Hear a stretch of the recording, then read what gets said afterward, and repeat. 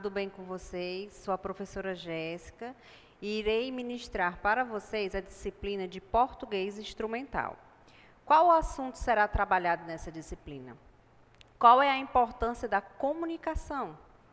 A comunicação constitui-se como um fator de extrema importância para que possamos transmitir nossos desejos, informações, fatos, ideias e outros, tornando-se evidente que quem não se comunica de maneira eficaz acaba por ficar de fora do círculo que nos permite sentir parte integrante de um todo. A comunicação caminha com o ser humano desde o berço e é fruto essencial da educação, sendo por meio dela que desenvolvemos mais ou menos a capacidade de realizar uma ligação que atende plenamente às necessidades humanas e, assim, promover uma interação de qualidade com os nossos semelhantes. O ato de comunicar-se é essencial tanto para os seres humanos e os animais, uma vez que, através da comunicação, partilhamos informações e adquirimos conhecimento, não é assim? Através da troca de informação, através da comunicação, você repassa o que você quer dizer e, ao mesmo tempo, você pode aprender através daquela comunicação. Dentro de uma comunicação, pode existir a troca de conhecimento ou adquirir uma nova ideia, adquirir um novo saber, aprender através da comunicação. Note que somos seres sociais e culturais. Na verdade, nós, seres humanos, somos seres sociais e culturais.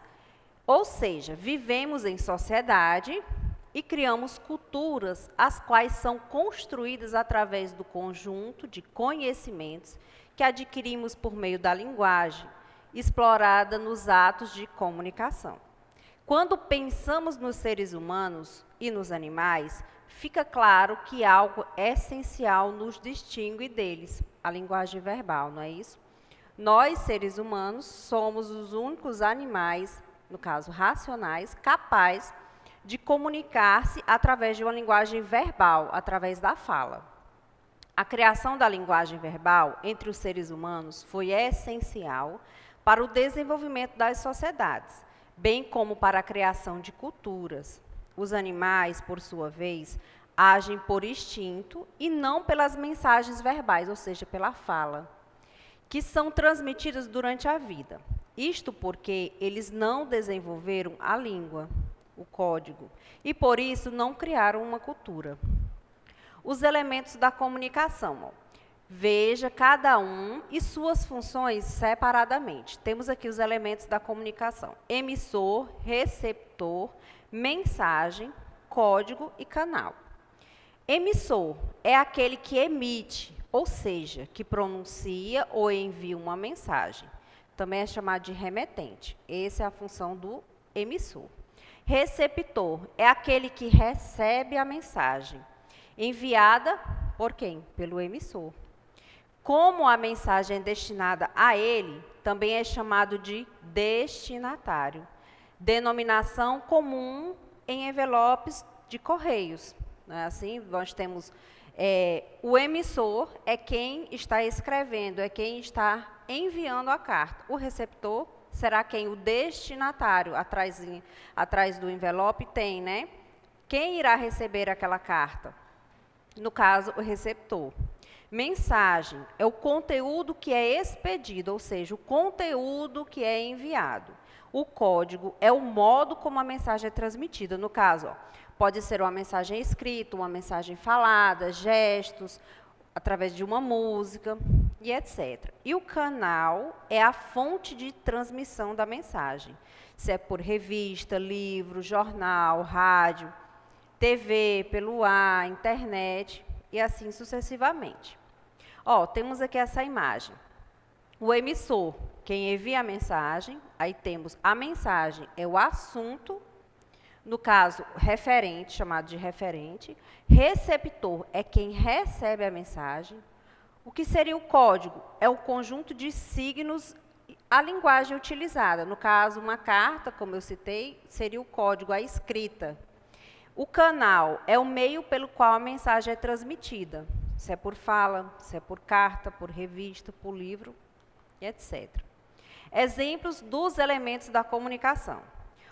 Vamos dar aqui um exemplo. O diretor de uma empresa envia um e-mail a todos os funcionários da empresa, para informar de que não haverá aumento salarial devido à queda de produção e venda dos produtos. Aí vamos aqui para o quadro. Ó. Emissor. Quem seria o emissor dessa mensagem? O diretor da empresa. Quem seriam os receptores? Os funcionários da empresa. O diretor da empresa, ele fez um e-mail e enviou. Quem seria o receptor? Para quem ele estava enviando aquele e-mail? No caso, quem deveria receber aquele e-mail? Os receptores, no caso, os funcionários da empresa. A mensagem. O que estava escrito na mensagem? Não haverá aumento salarial devido à queda na produção e venda dos produtos. Qual o canal utilizado para o envio dessa mensagem? E-mail. O código, língua portuguesa, né?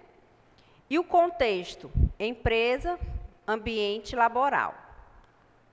Atenção, a comunicação somente será efetiva se o receptor, no caso quem recebe, decodificar a mensagem transmitida pelo emissor. A comunicação só existe se quem receber, no caso o receptor, entender o que está escrito na mensagem, ele compreender a mensagem. Aí sim houve uma comunicação. Nesse caso, podemos pensar em duas pessoas de países diferentes e que não conhecem a língua utilizada por eles. Um exemplo aqui, um russo e mandarim, duas línguas diferentes. Lógico que se houver uma comunicação entre eles, não haverá um entendimento, ou seja, se eles dois conversarem, não tem como um compreender o que o outro está falando, a não ser, né, que ele seja também falante daquela língua, daquele idioma.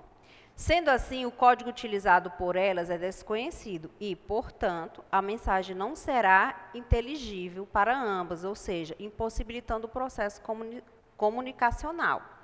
No caso de línguas diferentes, duas pessoas de países diferentes, em que um não conhece a língua do outro, não há como haver uma comunicação. Por quê? Porque o emissor fala, envia a mensagem, o receptor não compreende. Então, não existe comunicação nesse caso. Tipos de comunicação. Temos aqui a comunicação unilateral, é estabelecida de um emissor para um receptor sem reciprocidade. A comunicação unilateral só exige a atuação de um emissor, enquanto o receptor é passivo. Então, neste caso, os locutores dos mass media, ou seja, os grandes canais de comunicação, por exemplo, uma TV, são canais de comunicação em que abrange um grande público ao mesmo tempo.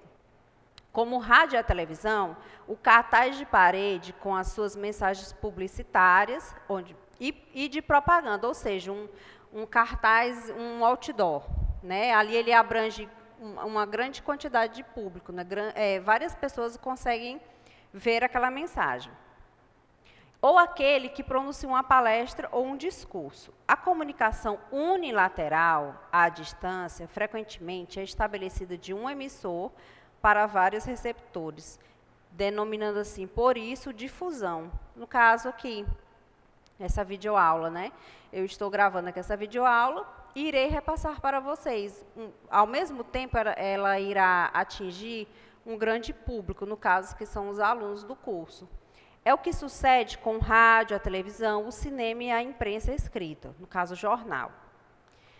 Comunicação bilateral exige reciprocidade entre o emissor e o receptor, que se veem na mesma necessidade de alternarem os papéis. É o que sucede em todas as conversas, nos diálogos, nas entrevistas e em muitas outras situações. Aqui, os locutores veem-se obrigados a construir ou alterar a sua mensagem de acordo com os dados que definem na situação comunicativa.